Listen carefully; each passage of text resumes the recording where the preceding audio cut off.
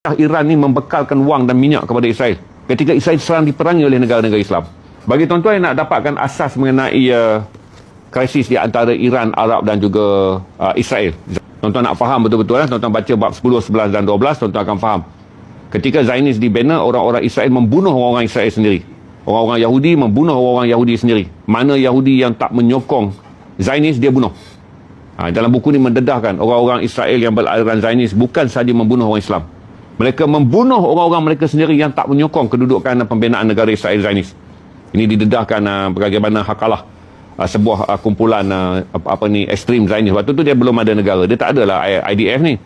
Tentera bawah tanah dia ni dipanggil sebagai Hakalah. Hakalah kerja dia ugut orang-orang Israel yang berada di Eropah balik ke atas tanah Palestin sebab dia nak rampas Palestin.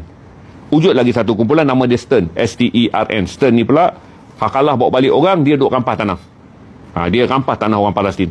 Kemudian tanah tu kosong, orang Hakalah yang balik ambil tanah tu. Dia tuan-tuan boleh baca Stern dan Hakalah. Ni kan tuan-tuan nak dapat basic supaya tuan-tuan boleh faham akar konflik. Tuan-tuan nak faham kenapa tiba-tiba kita menjadi marah pada Iran. Kenapa Amerika menanamkan doktrin kalau menyokong Iran itu artinya menyokong Syiah. Dan kenapa negara-negara Arab selama mereka berada di bawah pelindungan Amerika kerana takutkan Syiah, akhirnya mereka sedar. Amerika telah pun memomokkan mereka dengan mengatakan bahawa sistem kerajaan Islam berasaskan Sunni akan jatuh kalau mereka tidak memerangi Iran. Kenapa Amerika memerangi Iran? Kerana Iran sebelum datang revolusi Islam adalah sebuah negara monarki yang menyokong Israel. Ingatlah dalam perang tahun 1967 dan perang 1973, Syah Iran ni membekalkan wang dan minyak kepada Israel ketika Israel serang diperangi oleh negara-negara Islam. Jadi bila orang-orang Iran melihat mereka memiliki kerajaan yang kejam dan mereka melihat sebuah kerajaan yang menjual minyak, yang memajak minyak pada Amerika, maka naiklah revolusi Islam.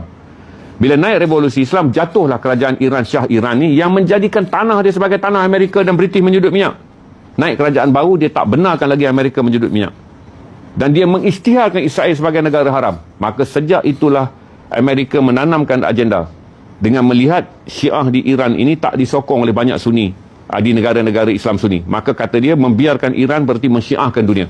Maka kita pun terpengaruh, kita anggap Iran itu Syiah, Syiah itu Iran. Sedangkan Iran adalah sebuah negara yang ditubuhkan untuk menghapuskan satu lubuk kuat Israel di tanah Arab dan menghapuskan minyak murah yang dicuri daripada tanah Arab digunakan oleh British dan Amerika untuk menaja perang Israel. Jadi tuan-tuan boleh dapat dalam hal ni